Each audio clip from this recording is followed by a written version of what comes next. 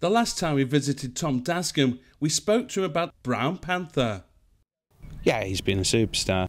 When I told Michael at the beginning of his 3-year-old career that he'd definitely win at Royal Ascot, I think he thought I was mad. Found out some of his later season targets. The Irish St Ledger's option, pre-Royal Oak, and obviously the Melbourne Cup.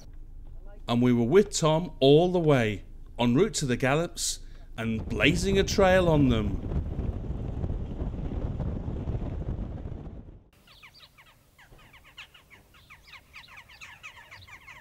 As we returned for part 2 of our visit, we found out just what it's like to be a top trainer in your own right, as well as working in Dubai as assistant to Mike de Kock. We had some great days. I think probably working for Mike de Kock, the highlight for me would have been sort of right approaches success. I remember him and Surveyor running against each other and just one beating the other by about a head one day. Crimson Palace was a fantastic race mare. We had some, great times, and I've tried to take some horses back there, since I've been training. It's not quite so easy when they're not, when they're only handicappers, maybe. Yeah, it's another tough place to go. But internationally, when we go around talking to trainers, internationally is the place to be, isn't it? You really have to be aware of what is going on around, not only in Europe, but around the globe. Absolutely, yeah. And I mean, we love having runners abroad. I mean, we've been fortunate enough to have a winner at Santa Anita in Turkey as well. We often take trips to France. Obviously, we've been to Australia, but we still haven't quite had a winner in Dubai.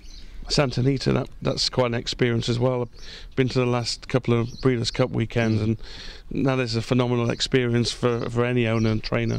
That's right, yeah. We went to the Breeders' Cup 2013, I suppose it was. No, 2012, and we had a filly called Rhythm of Light, won a Group 2 out there, and that was it was an awesome experience. And what are the goals that you set yourself here at the yard, to keep having more winners, to win better class of races, a mixture of both? What are the targets that you set sort of every March when you get on the new campaign? I think the targets we set ourselves are to keep the horses healthy, to get more horses, to get more owners, and inevitably then we'll have more winners and we'll have more prize money, better quality. It's all about having the raw product. If you've got that, you'll succeed. There's no point in saying I want to have 100 winners if you've got 5 horses, because you can't do it. Yeah. So the place to start is at the end, I suppose, in that you've got to keep pushing to get more owners, more horses, better quality, and inevitably if you keep them healthy, you'll have more winners and you'll win more prize money.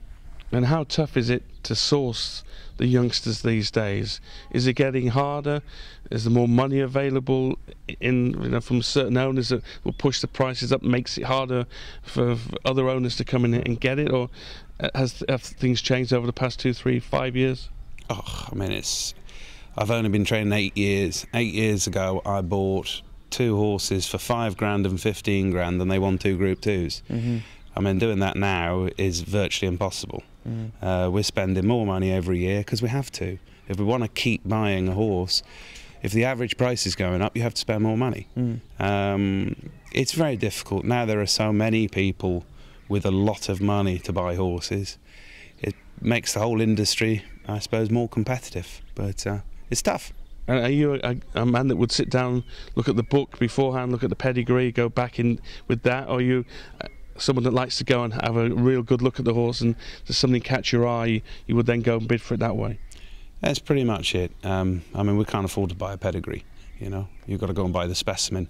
So it's hours of going around the sales, looking at hundreds and hundreds of horses until you find one that you like that falls in, at the right price range. Yeah. So now is the time for us to get on board and head up the gallops at Manor House Stables with Tom Dascombe.